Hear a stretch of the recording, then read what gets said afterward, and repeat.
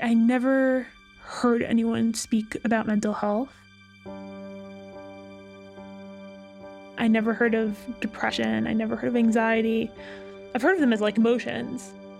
Like I know when I was younger, my grandmother would have, I'm so depressed because she like lost the game of Mahjong or something.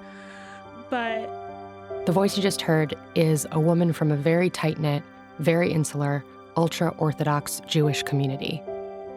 I've heard people say that psychiatry it's a secular field. It doesn't happen, not in our community. Or if someone has a mental illness, it'll be pushed so far under the rug that it can never be pulled back out. For years, she struggled with something she didn't have the words for, and she watched as others did too. The year after high school, one of my good friends from high school died by suicide. And that was something that no one would talk about. She suddenly passed away. It was a tragedy. No one really knows how, no one really knows why. And now we'll never talk about it again. Now we have to pretend that she never existed. I remember going to her funeral in Israel, and there were like 5 people there, but she was so full of life. And that was so sad to me that we just had to pretend that it had never happened and that she had never happened. And I think that was also sort of the moment when I realized that it wasn't just me, and if it's not just me, then I can't just accept the status quo as it is and be complicit and continue to perpetuate these unhealthy ideas. And so that was when I started to try to become much more active in trying to help other people who weren't in a position where they could do that for themselves. I don't know our guest's name, and you won't either. For now, this is the only way she can share her story and do her work.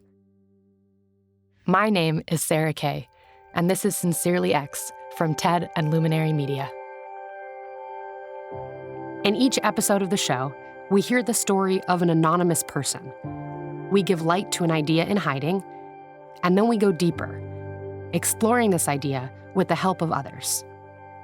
When you think of change makers, you might imagine someone disruptive and loud, making big waves with a powerful presence.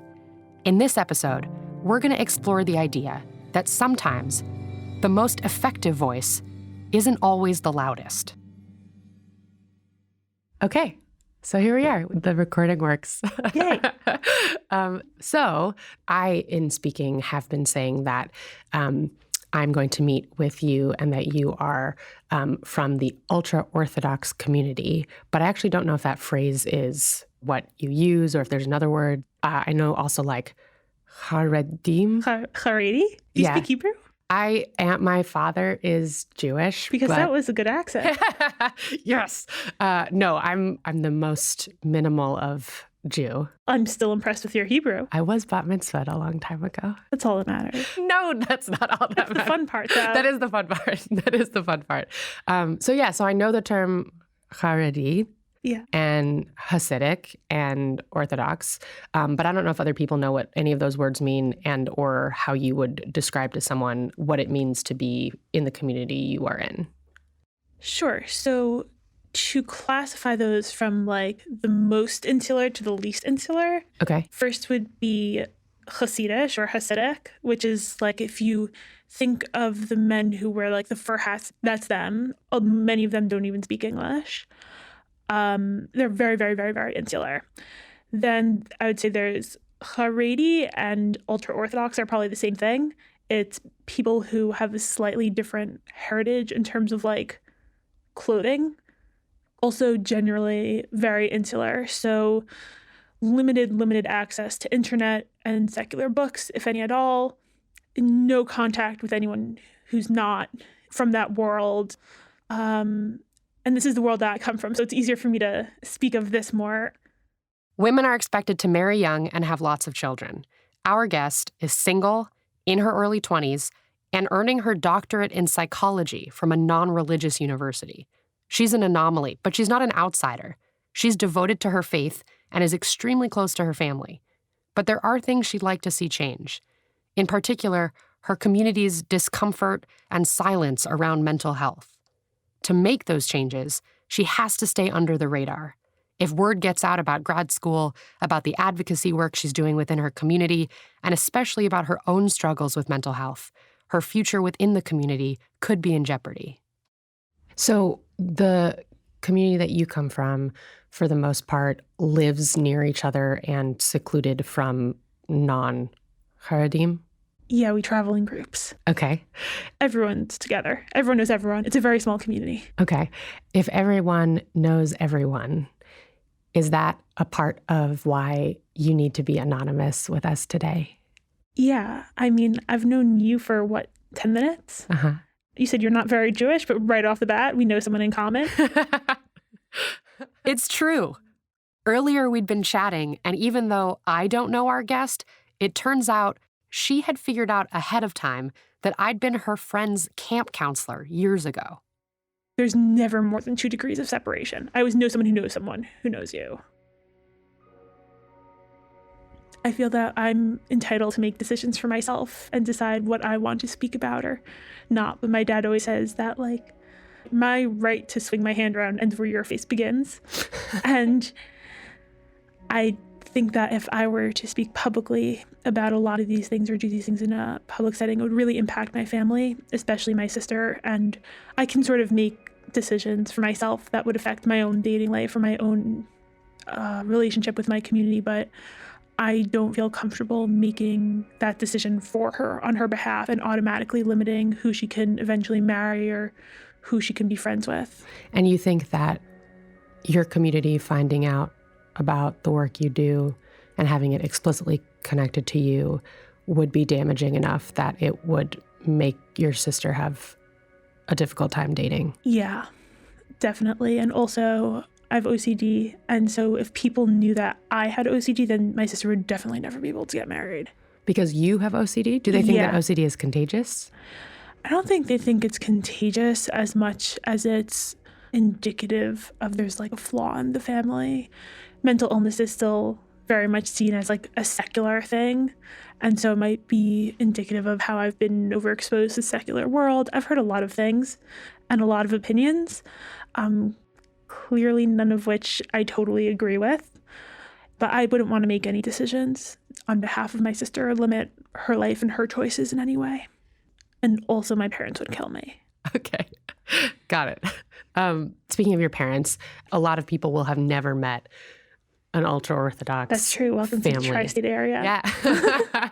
Right. You and I know what that looks like, but I don't know the inner workings of. So what in Ultra Orthodoxy is standard practice? Sure. So I think that my experience is pretty standard. So I can talk about my experience. From a very young age, I went to a play group when I was 2 that had boys in it. But since then, I had never had any interaction with males I wasn't related to. My first conversation that I ever had with a guy who I wasn't related to was at my first job when I was 19. And that was the biggest culture shock of my life. There's no sex education at all.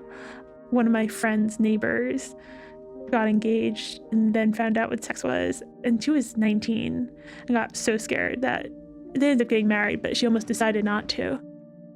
You're pretty much just exposed to people who think like you. She said she felt she was in an echo chamber, where all you know is what you're told. Everyone's very well-intentioned, and it's a really kind community. I know, God forbid, if anything were to happen to me or to someone in my family, every single thing would be taken care of.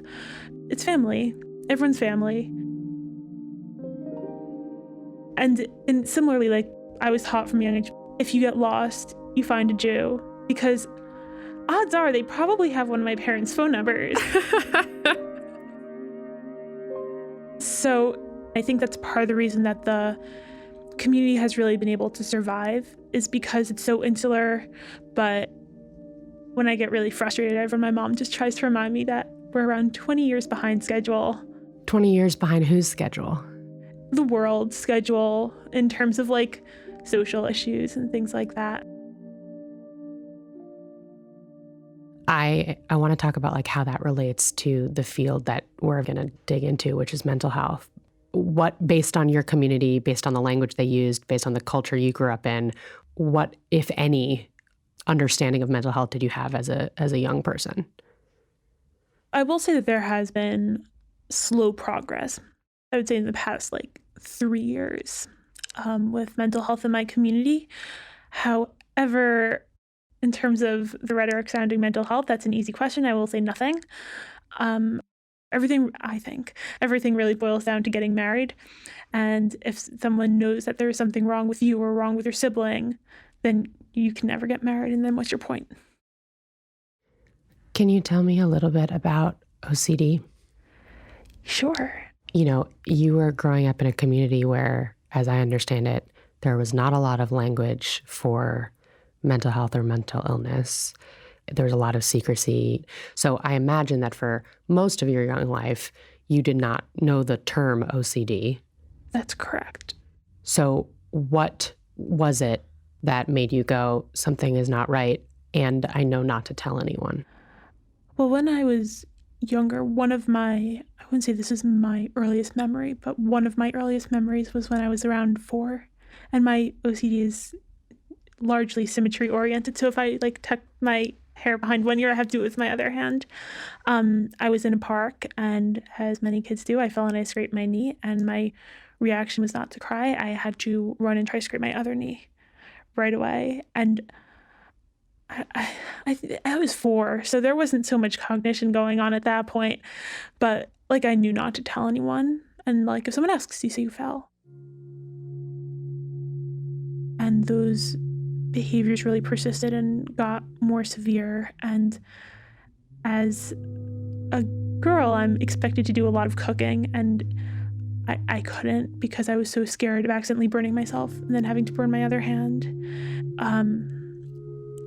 I had heard my father as I got older, speak about people with mental illnesses and describe them as crazy, and he would never let me marry someone like that, and people like that don't belong here. And I love my parents, and I don't want to do anything, even put myself aside, I don't want to do anything that would disappoint them. And so I knew I shouldn't speak about it until it felt like absolutely unbearable. It did get unbearable, and for a while, her parents agreed to send her to an Orthodox therapist. Was that therapist able to diagnose you with OCD? No, because honestly, at that point, I still didn't have the words to explain that, and I sort of felt like she diagnosed me with anxiety. Because I knew I was super anxious, and anxiety is a word I knew. OCD wasn't something that was even on my radar. I had never heard of it. So that had never even come up. She was put on anxiety medication, which helped. But the medicine, the therapy, that was only acceptable up to a certain point. By the time she got to high school, her parents knew that if anyone found out about her treatment, it would compromise her marriageability. So they made her stop all of it. I knew it was something that carried a lot of shame for my parents, and they thought that they had failed me and they had let me down. And there was a different point when I had some GI problems, and my father pulled me aside, and I was in the hospital, and he said, "I'm so proud of you. I'm so, so proud of you that this isn't just one of those things in your head." And he meant it in like a loving and caring way.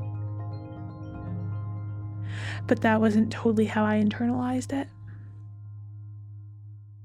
At the end of 12th grade, I took AP Psychology. And then I was reading about this, and I was just like, oh my gosh, I have found my tribe. And Wait a second. Hold on. You're going way too fast. You were in AP Psychology as a senior in high school. Yeah. You were literally reading the definition of OCD and were like, ding, ding, ding. That's it? Yeah. How did that feel? So at that point, I had also sort of been sneaking out of my house, which sounds like much more scandalous than what I was actually doing, to go to the library and read books. Because these weren't the types of books I had in my school. Most of the books in my school were religious books. It was really validating to know that it was such a common experience, that there was an actual name for it. It was just like everything. Her path to grad school started with volunteer work at an organization that allows people to text into a mental health hotline. It's a first step and a lifeline for people who might not otherwise reach out for help. Working there gave her an idea. I remember just thinking, like, oh, this is perfect, because you don't have to know the person. No one has to know you're texting in. You could do it quietly. If you want to, you could scrub the data. No one's going to overhear you. No one's going to see you. And I thought that it would be such a good way to get people to just like reach out and speak about something to someone who's non-judgmental, to someone, I think most importantly, who's not Orthodox, because I think it'd be weird to like text in and be like, this might be my aunt. And to even just let them know that what they're experiencing, that it can get better and that there are opportunities for things to get better. So how is it possible to get people within a community who are used to not acknowledging mental health or mental illness to open up to the idea of texting a text line? So I think that at this point I had started speaking to a few friends and just like anecdotally, do you think this is something that you would do? Tell your friends about this. And then eventually started talking to a few rabbis about maybe making a partnership. And that was also when I started to realize that you could be the rightest person in the entire world, but no one's going to care. You have to put things in a way that's more effective. And I had, I think, an especially hard time speaking to rabbis because people weren't listening to me because I was single and because I was a girl. And so a rabbi told me, who, again, best intentions and genuinely just said this because he wanted me to succeed. He said, listen, what you're doing is great, but you can't go to people in person. So they're going to know you're not married. So you have to do everything over the phone. And I said, yes, I know. But the problem is that my voice is a little high-pitched. And so I occasionally sound like a toddler. I would call people and try to speak over the phone. And I actually had someone ask to speak with my husband. I don't want to lie. So I think what I said was something like, he's not available right now, which is true. I'll let you know when he arrives. Yeah, I'll keep you in the loop. Let me know if you see him. So what do you do when you're faced with someone who is not inclined to listen to you, and you're not loud, and you're not forceful, and you know you need to get your message across gently and respectfully? In a moment, we'll hear how our guest figures it out. I'm Sarah Kay, and this is Sincerely X.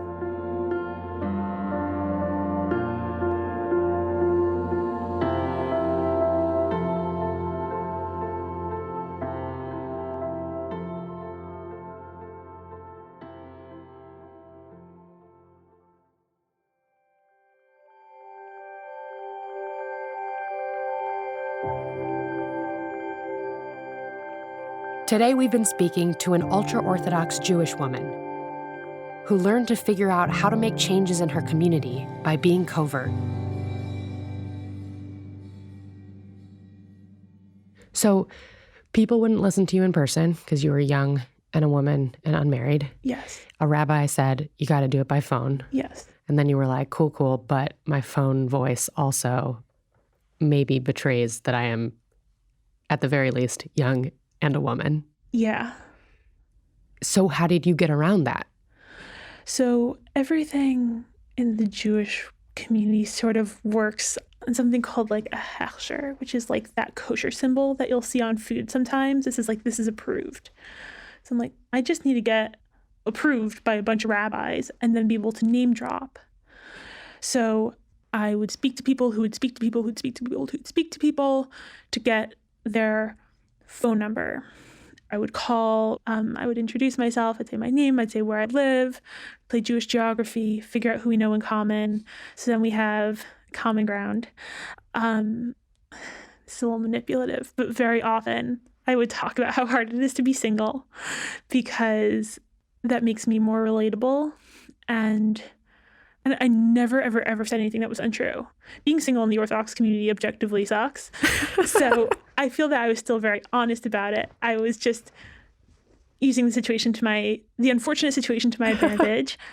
And then I would try to explain what I want to do in the most benign possible terms. There's this place that I work with, and you could text in. They're like, oh, technology, we can't do technology. Like, Chas v'shalom, like, God forbid, we can't do that. That's horrible. It's not Jewish. It's technology. Do you know what people are doing on technology these days? It's so dangerous. And I'm like, you're right. It could be used for enormous bad, but it also has the potential to be used for enormous good. And then I'd circle back to marriage because that's what you do. And I'd say when I was in Israel, one of my teachers was giving us a class on like how to be a good wife. And she was telling us that the things that you love the most in your husband are also going to be the things you hate the most in your husband. So if you get married and you marry someone because he's kind and soft-spoken and gentle, you can't expect him to yell at the refrigerator repair guy when he breaks your refrigerator more. And that's going to feel really frustrating, but you have to remember that that's why you married him. So I said, don't you think that maybe technology is sort of the same way? Because there's so clearly this huge possibility for it to be used for bad. Doesn't it sort of also make you wonder what its possibility for good is? You're like, oh, I mean, I don't know. I'm just wondering what you think. And the answer was usually positive, or occasionally the answer was absolutely not. We cannot let this into our community. I'd be like, okay, you have to also cut your losses.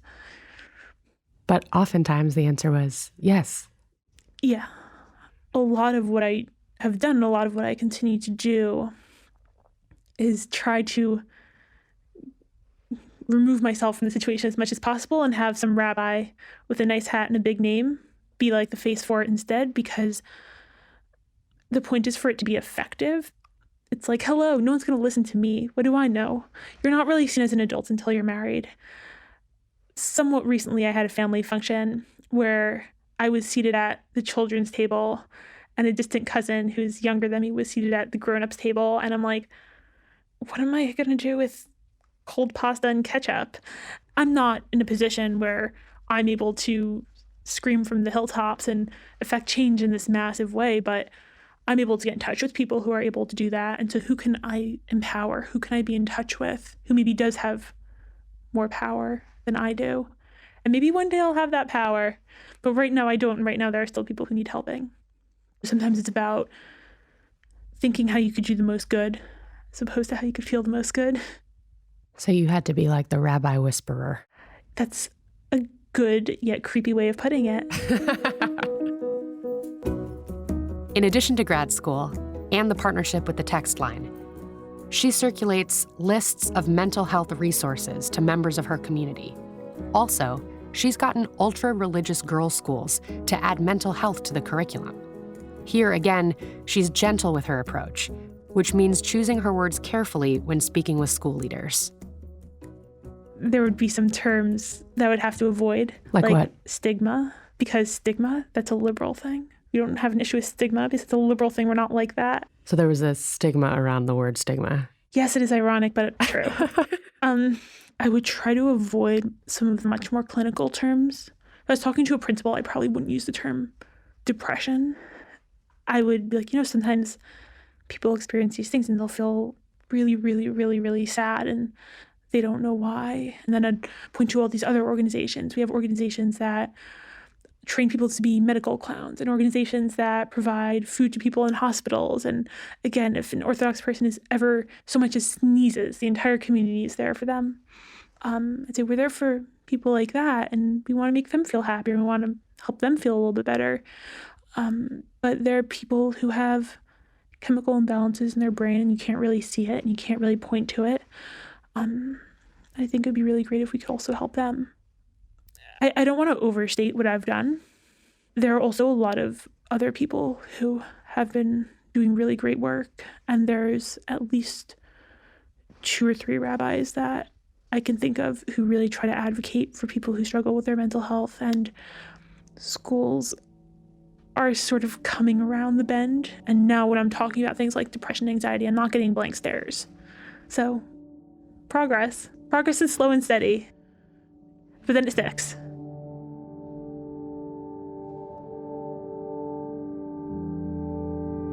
It's almost like you in addition to speaking English, speaking some Hebrew, speaking some Yiddish, it's also almost like you speak a bunch of different languages that are more...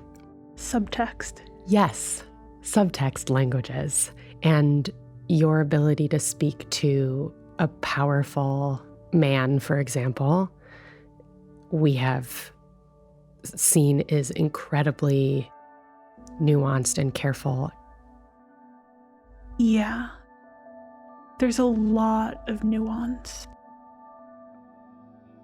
And when I started at my first job outside the Orthodox community, I was baffled by any social communication because people were like cursing affectionately and I had no concept for what that was. And I don't think I had ever seen a woman shake anyone's hand ever. And all of a sudden I was expected to shake people's hands and my hand was just like go limp. But also like how close do you stand to people, and going back to being able to facilitate change. That's one of the reasons it's so important to be able to work from the inside. Because if someone's coming in from the outside right away, it's not just like, oh, they're just an outsider. They'll be saying things that might not be making sense to people. But I think to be fully attuned to that nuance, you have to be submerged into the culture. And again, it's just about being able to communicate in a way and knowing how to communicate in a way that people will listen. Or that they're able to listen.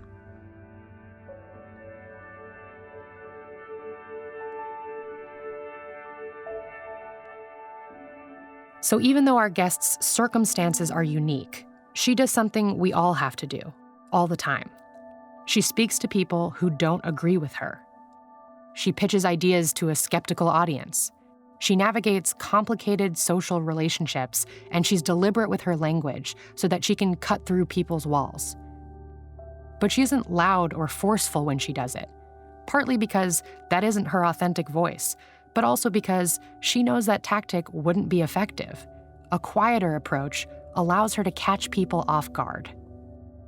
After our conversation, and with our guest's permission, I shared her story with someone who's built his entire career around getting people to pay attention to how they speak and how they listen. Well, my name is Julian Treasurer. I describe myself these days as a sound evangelist.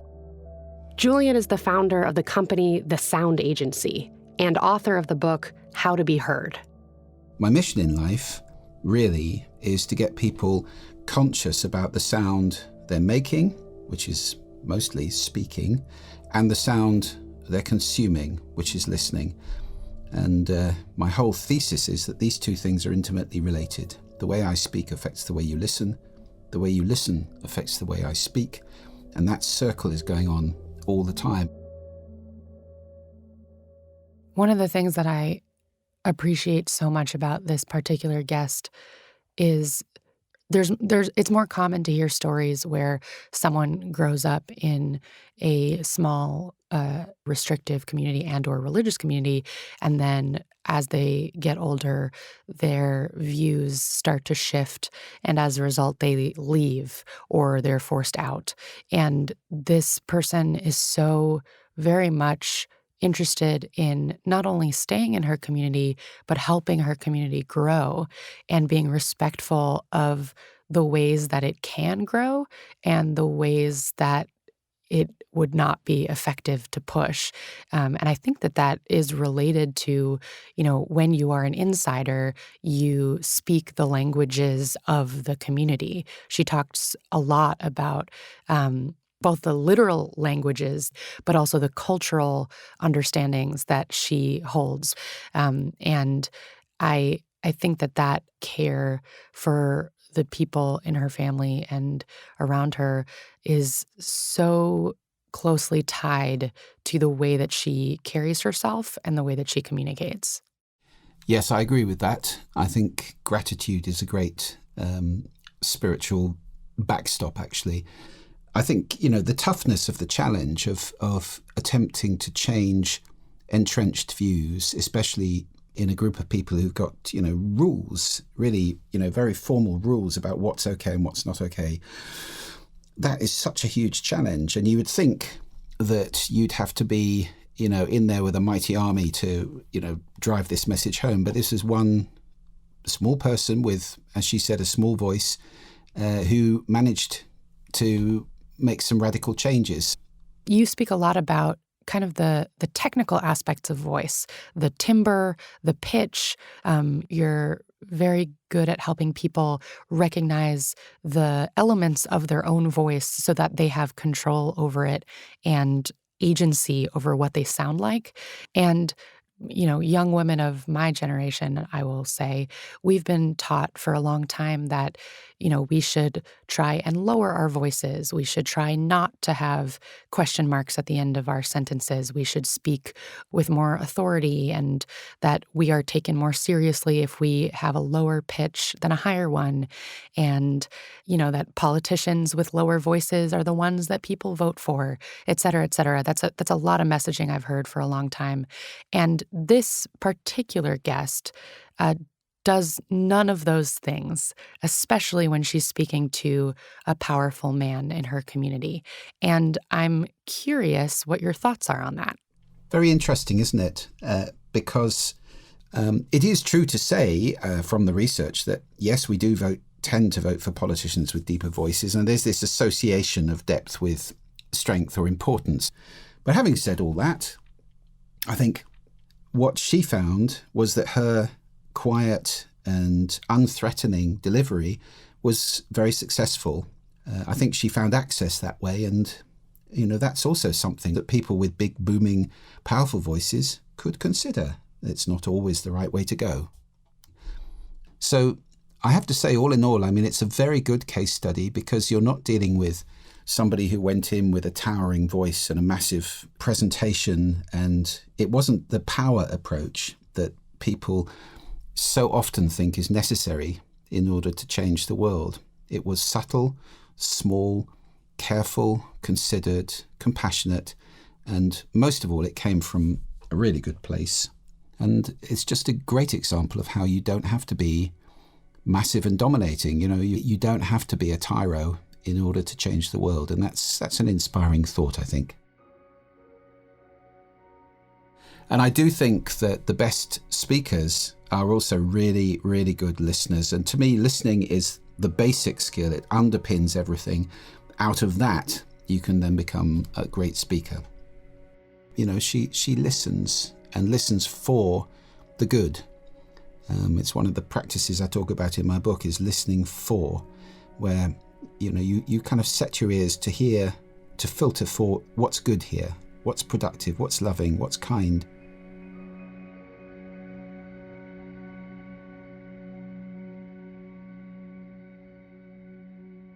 Our guest has incredible compassion for her community.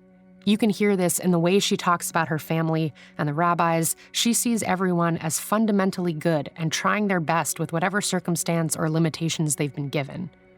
Her desire for change comes from a deep love of her community, which is clear by the way she's gentle in her communication and the way she's willing to put aside her ego and not receive any credit for her work, as long as the work is helping the folks who need it.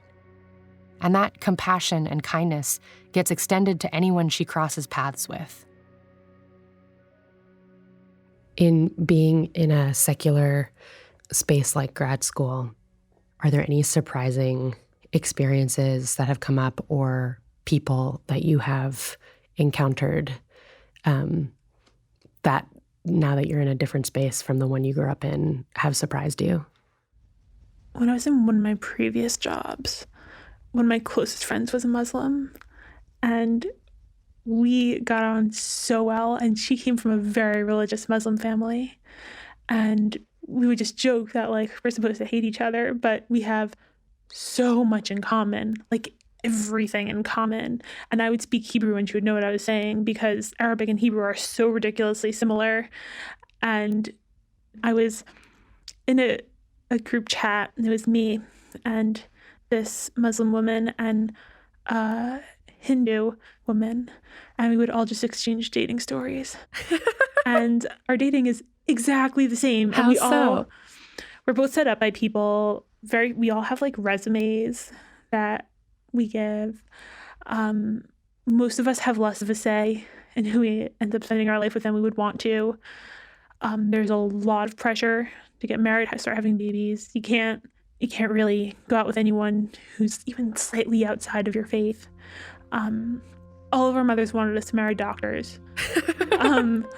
There was so much that was so relatable, and we would just share like our worst dating stories. I would watch that TV show. It would probably make a really good TV show.